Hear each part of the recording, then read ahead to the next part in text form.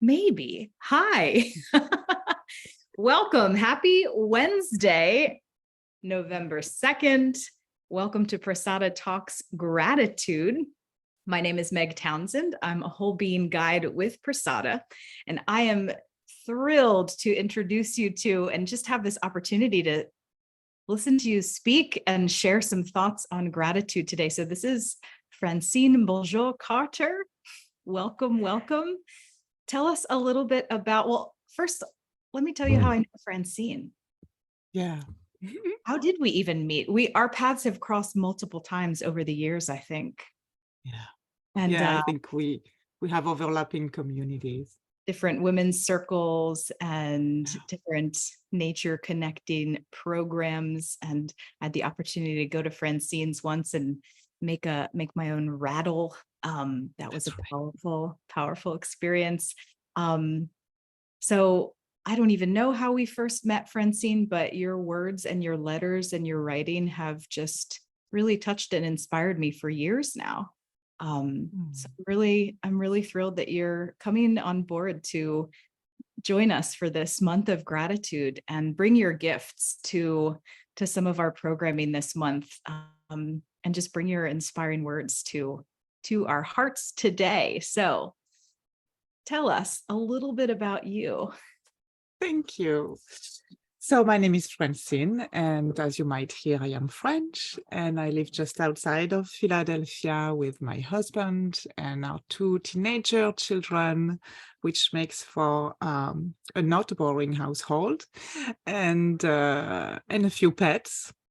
And I'm a writer and a mixed media artist, and I'm also a somatic awareness teacher. And on my, how you have to label yourself, and I always write that I am a listener, because whether it is working with people or with nature, or cooking or being with my children or writing, I think that the first quality is to listen. And I have learned to listen over the years, and it's really the base of any practice that I do. So that's a word that describes me well. Awesome. And so tell us, Francine, we're embarking on a new month. And as you know, with Prasada, each month we have a theme that sort of overarcs what our programs explore, what our newsletters unpack, and what we just invite people to chew on and explore and cultivate in their own lives. And so as we move into this theme of gratitude, why do you think that's an important thing to explore this time of year? I mean, all year, but especially this time of year. What comes up for you with that? So traditionally in old European culture, this time of year, like the year is divided into the light side, the light part, and the dark part, and we are entering into the dark half, and it's really a reflection to what is happening in nature. Things are slowing down, whether it's the animals or the plants and the trees. We can really feel the shift, right? October, November, and it is an opportunity for reflection, slowing down, pausing, and ask ourselves, where am I in my life? Where am I in my life environment and context? And what is it that I want maybe to adjust? And to me, it goes with this gratitude as a recognition for what I have, as a recognition for the people who are in my life, for where I live, for the skills and the gifts I have as a unique person. And I'd like to bring the French word for gratitude, which is reconnaissance, which means to recognize the uniqueness of something, the singularity of a person, a place, a situation, like anything, right? We can have gratitude for literally anything. And so it also brings the focus. It's an interesting sense of being present, right? It's recognizing what is it that you have and the singularity of what you are grateful for, and getting a little bit outside of yourself, right? We live right now in a very individualistic, disconnected culture, and this act of being present and recognizing something outside of ourselves that is important for us in our life connects us to something else than just ourselves, if that makes sense. Yes, in your own beautiful words, you described in some of our programs, we say it in just different words, like gratitude is considered social glue, if you will. And That's right. it's really heavily researched as well. So sometimes we like to just pull in the science of a gratitude practice. There's a lot of research and studies, and we'll share those over this month as well in the newsletters. But it's not just a fluff, not just kind of like a fluffy dandelion in the breeze practice. It is backed with a ton of research of how powerful the act of cultivating gratitude is for your own internal sort of balance and happiness and contentment. And then this added beautiful piece of connecting us with those around us in our relationships, in our home, in our work, in our community. Yeah. So give me a picture of how gratitude shows up in your home life. In my home life. Let's see. So as I said, we have two children who are 12 and 14-year-old. And not a long time ago, I was actually noticing how we thank each other. I was especially talking with my youngest one, and they said, "Oh, thank you for something," and I thought, well, that is, that feels nice to hear this expression of gratitude. And then I also heard myself saying, thank you for letting me know that when I do that, for example, you don't like it, or it challenges a little bit where you're at. It was about a situation at home. And I was reflecting about how that was different from the way I was raised and the dynamics in my own household when I was growing up. And again, bringing that recognition that as a parent, I also learn from my child, right? I've never been a parent before these two children, so we all learn together at our own pace, and how it helps also communication. And I think communication is so important, right, in every type of relationship. And so recognizing that what the other person, whether they are 12 or 46-year-old, what the other person brings to you, and saying, oh, thank you for helping me pay attention to this or that. It's really seeing them, seeing who they are, right? And that builds confidence, and that builds a quality of presence, how we are together with each other. And that is very important in our household. We have structures and boundaries, and within these boundaries, recognizing what we each bring to each other, right? Because there's a movement, there's an exchange. Do you notice that different people like to receive gratitude in different ways? Yes, absolutely. I see it again with my children because they are very different from each other. And I also see how it can feed you, right? Like I have a lot of friends who are artists and writers, and, saying thank you for the art you are showing, for the way you show up and you express yourself in the world is very nourishing, right? And it encourages us to really step into this artful practice that we might have, whatever medium you use. And I think gratitude is nourishment. It really helps people feel that what they're doing has a sense, has a meaning, and that helps them, do it more. or being more curious and do it in different ways maybe too.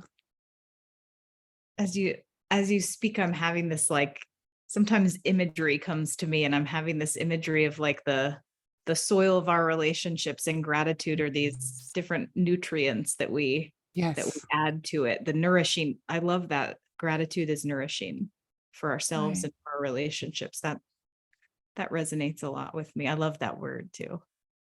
Yeah. Mhm. Mm. Tell us how your work, your writing sort of overlays with gratitude. Are they related at all? Mm. Yeah, I think all my writing is an expression of gratitude. I I write a lot in a kind of living a myth style. So I draw a lot of my inspiration from folk tales and mythology and fairy tale, and I bring it into my life experiences. And it's kind of that mix of perspectives. And I think really the bedrock for my inspiration is that I am so grateful to have all these stories and all these places in my imagination where I can go to and find meaning and make sense of my experience, especially when it's challenging and painful experiences, and have this it's like a cocoon, it's like this really um, gentle container where I can transform my experiences and grow within it. And I'm really grateful to have a human brain and imagination, because it's a real gift and it can really help us to get out of again our individual, maybe narrow perspective, and really expand our vision, our imagination, our view on our experiences. And it doesn't it's not magical thinking or idealistic view. It doesn't change what happened, but it does help to, again, talking about this rich soil and its nourishment, it expands, it makes it fuller and more rich, my experiences, let's say. Mm. So a question that wants to come out of my mouth is, Yeah. sometimes gratitude can feel vulnerable though, like expressing your gratitude, Yeah. receiving gratitude from somebody else Yes. can feel like, I remember in my own just gratitude practice, like it was hard at first to come up with the words and just kind of stand in that, like, all right, Yeah. and I've been lucky to have a lot of good models in my life for that.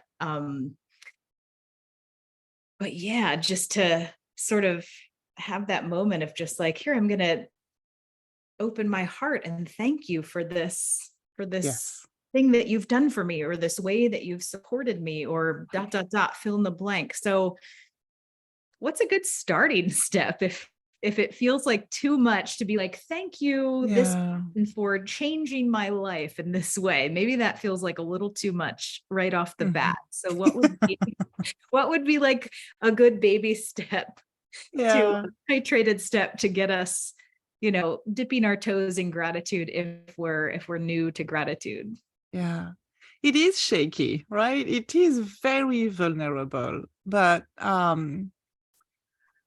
vulnerability is good, and I think it's necessary, and it is a strength. It really is, because to be able to cultivate a type of vulnerability that makes you feel that you are more yourself, more of yourself, right? That all the parts of who you are can come together, and that's how you express who you are. To me, that's vulnerability. And to receive gratitude can feel vulnerable because, again, we are seen, right? And we are seen from the eyes of someone who holds us in all we have to give. And very often that's not what we see about ourselves. So that is vulnerable too. And I would say to start a practice of gratitude and slowly enter into being comfortable with vulnerability in that way.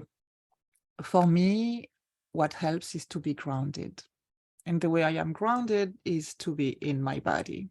That's really, that's that is step number one, right? For a lot of things, but especially when we enter into this creative way of being a human and being vulnerable is part of it. I think being grounded, having practices that are simple and that really keeps us in touch with our body, with our structure, with our internal landscape, and keeps us present. Again, gratitude is a practice of being aware and being present. And so to me, that will be the non-negotiable part of starting to develop a practice of gratitude. And also you can journal about it. You can obviously writing and letter writing is my thing. And you don't have to give the letter, or you can start with a place that will receive it without having without giving you a feedback or without having an awkward relationship. So for example, just at the corner near my house, we have woods and we have a park up the hill, and then we have a little river, which I love, behind the house. And you can write a little note of gratitude to a tree or to the river or to a flower that you really love when it's blooming at a specific time during the year. And you go give it to that flower or tree or river. And you practice gratitude. And in the somatic awareness system that I am trained in, we always say, start with what's easy, right? Because that's how you learn. You cannot learn something if you are totally out of your comfort zone, if you can't find yourself in that practice because it is so stranger and challenging to you.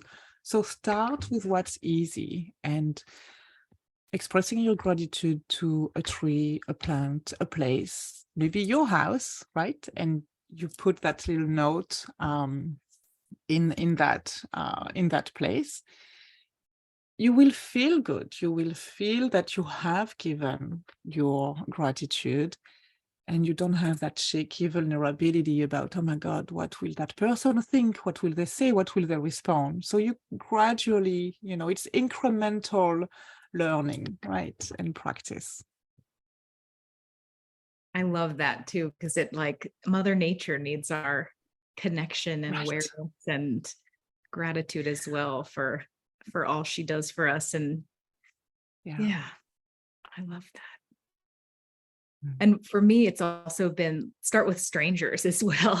like we in my old neighborhood, I've since moved and I miss them a lot, but there was the most amazing postal delivery person I've ever met.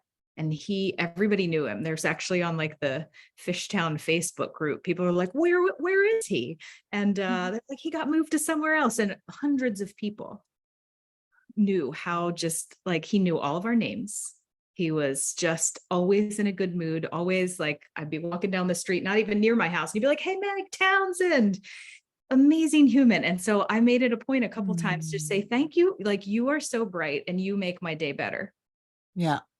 It doesn't have to even be thank you. It can just be like a acknowledgement of exactly what someone does for you. You don't even have to say thank you, but so you could try that with a stranger, or just, the person that remembers your coffee order every time. Thank you for like giving me my caffeine in the morning. That's right. Remembering what I like, little things like that, just to acknowledge people. And it's interesting to watch how it brightens them. Yes. So really how it brightens, like, it made me feel better to acknowledge this person and just thank him for being amazing. Yeah, absolutely. It really uplifts the giver and the receiver. It really does. Yeah. It's a win-win. Yeah, it is. And it's simple. It can Yeah. be simple, right? We don't have to go out of our way and do a big thing. As you say, just a simple recognition of what this person brings to you. Yeah. Yeah, that's beautiful.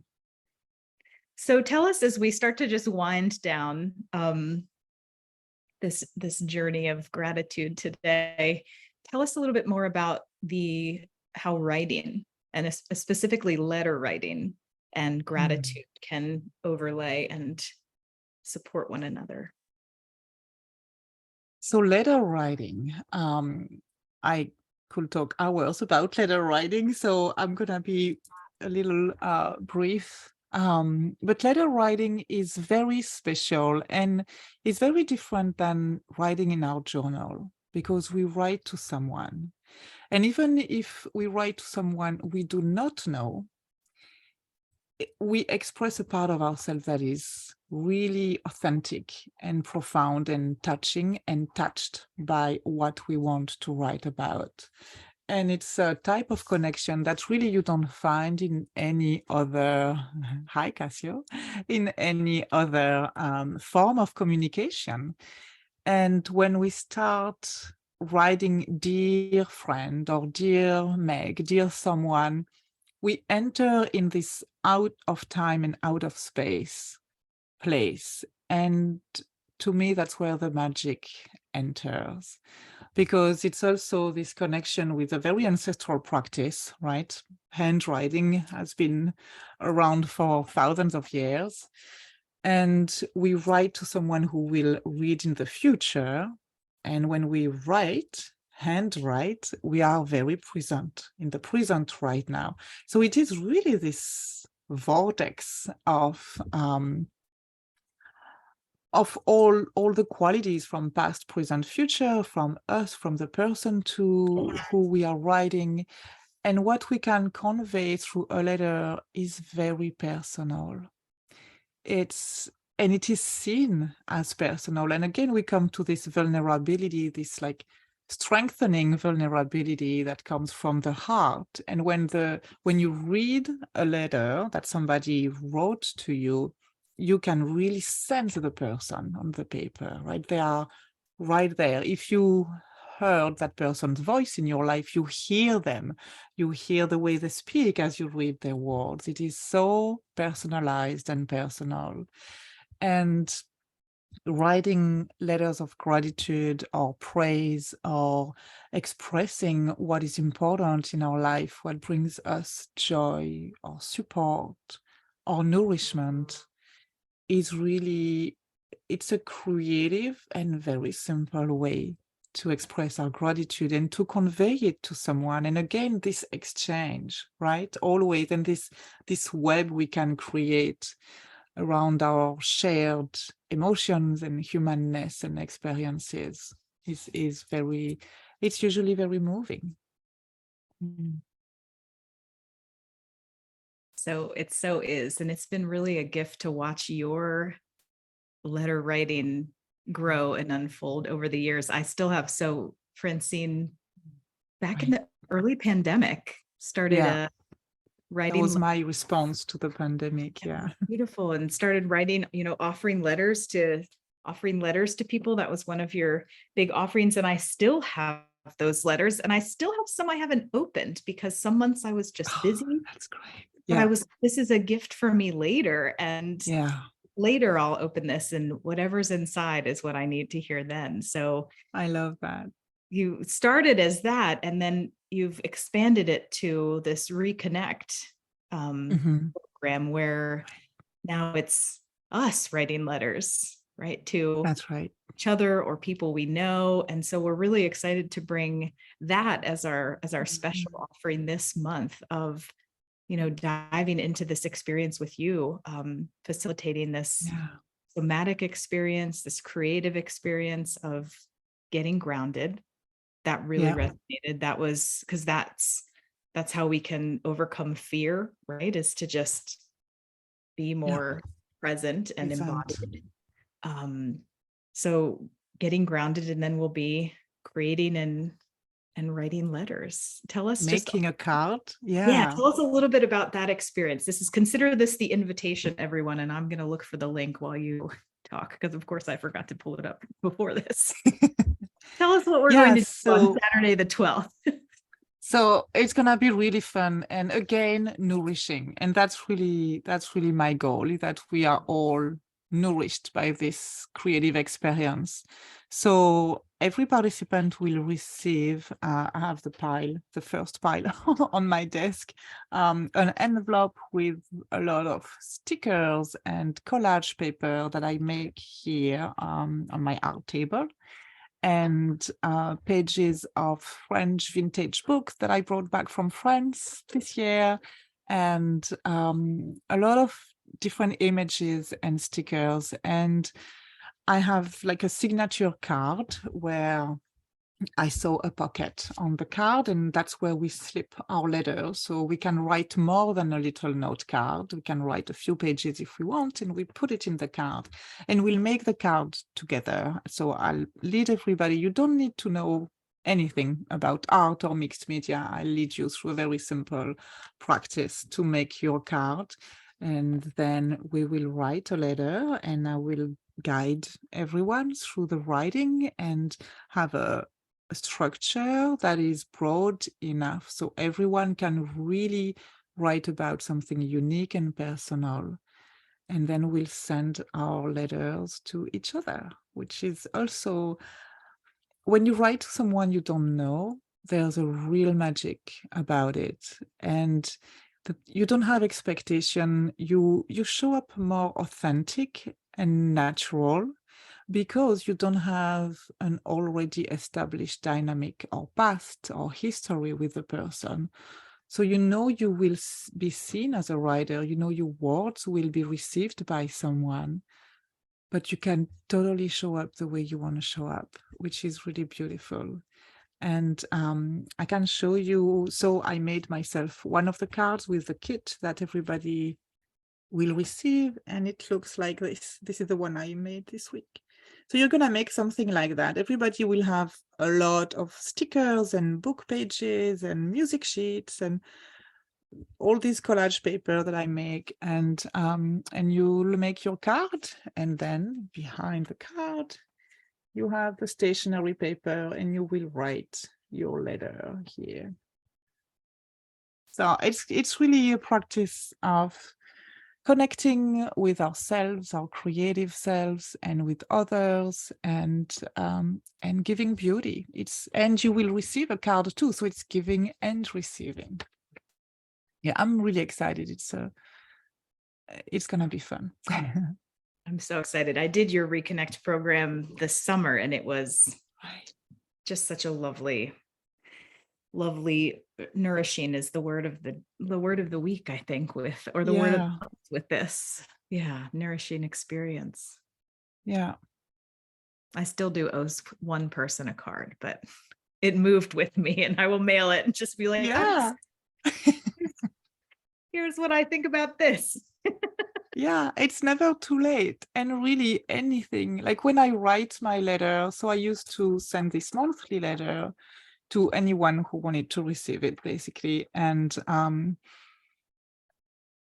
I just sit and start somewhere. Sometimes I describe the weather, I describe what just happened to me. And then there's a lot of trusting and again, listening and grounding, because it's like there's a story that is right there behind my shoulder and wants to come in the letter. So I open the door and I let it just, come in my words on the paper. And it's always very special, really. And it does, because we're all human and we all have the same emotions, right? They are shaped differently because we have different circumstances and life histories, but we all relate to joy or grief or sadness or gratitude. And so when we receive somebody else's words, it really touches us, and it makes us think also, like being curious and realize, oh, I never thought of this in this way. And so it's a whole expansive way of being. Yeah. Nourishing and expansive. The qualities of It's a good gratitude. program. Yeah. Yeah. Well, thank you so much. I want to honor all of our time. It's 1 p.m. I feel like we could talk forever. Ms. Zimmerman, merci beaucoup. De rien. Thank you. Thank you, everyone, Thank for you all for joining today. us today. Yeah. I did put the link for this workshop that's happening in the chat. So please check it out. Please join us if you like. It'll be Saturday the 12th. Nice morning thing so you can start your day with an abundance of gratitude and notice how it That's right. supports you for the rest of the Yeah. day. It's a little early on a Saturday, but bring a nice cup of coffee or It's a tea. good start. Yeah, a Yeah. beautiful start for the Yeah. weekend. Yeah. And I need time to send everybody their package. So the registration will close at the end of this week. On Friday, yes. So Yeah. end of day I have Friday. to mail it. Yes, she's got a lot of, I'm glad that you prepared a lot of the kits beforehand. So you just have to take a nice visit to the post office. Thank Yep. you so much for your time and for joining us. I'm Thank really you. excited to experience this soon. Thank you all for being here and for your time. And we will meet again soon. Until we do, please be well. Bye-bye.